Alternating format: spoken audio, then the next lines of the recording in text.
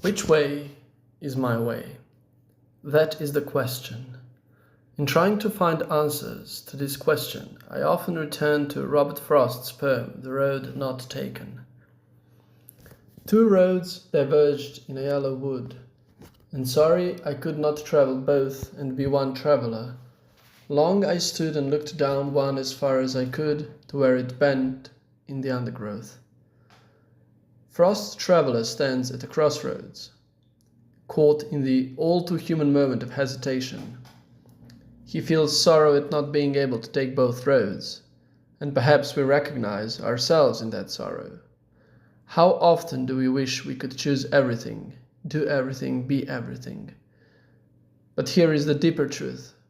Life does not ask us to walk every path. It asks us to walk one, our path. And in choosing, we don't merely close doors. More importantly, we open the one door we most desire to step through. Now, to choose is, in a sense, to affirm, to commit, to give depth to our life by walking fully in one direction rather than scattering ourselves in many. This is where Henry David Thoreau offers us wisdom. In Walden, he writes, "I went to the woods because I wished to live deliberately, to front only the essential facts of life, and see if I could not learn what it had to teach, and not, when I came to die, discover that I had not lived." What does it mean to live deliberately? I think it means to live with intention, to be awake to the brevity of life, and to walk the road we choose with our eyes open. It means not drifting by inertia or bending under the weight of what others expect of us. It means stepping forward knowing why we step and accepting the consequences as part of the life we have chosen to create. Living deliberately does not mean life will always be easy, but it does mean that our life is authentically our own.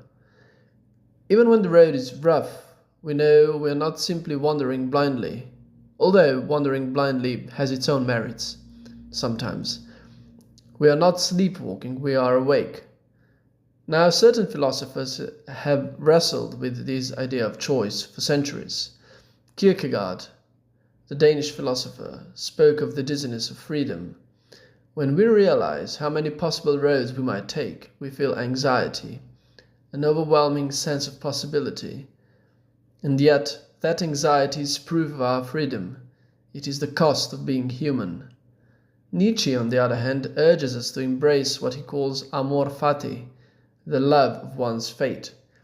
He tells us not merely to accept the road we're on, but to love it, to affirm it completely, even its struggles and detours, because it is the path that makes us who we are. To live deliberately is to say yes to our path, not because it is easy or perfect, but because it is ours, and this is where purpose comes in.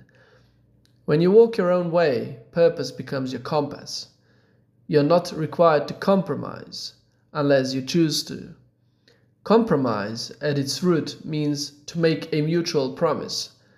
But in living deliberately, you're not bound by the promises others demand of you. You are bound only by the promises you make to yourself. Yes, there will be mistakes.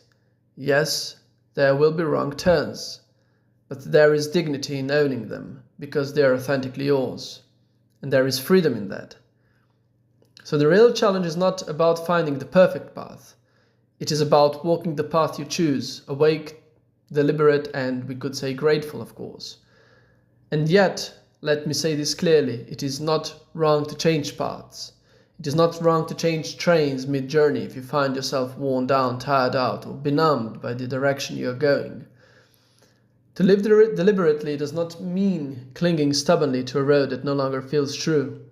It means listening to that quiet inner compass that tells you when the road has served its purpose and when it is time to step onto another. Authentic one, of course. Because the heart of this journey is not outer success, not the praise of others, not even the stability of staying on a single track for its own sake. The true measure is inner contentedness, an authenticity that cannot be borrowed from the outside world, but must be cultivated within. As usual, thank you.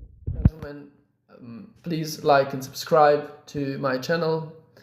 I'm most grateful for your attention, and I'm looking forward to talking to you down the road. Cheers.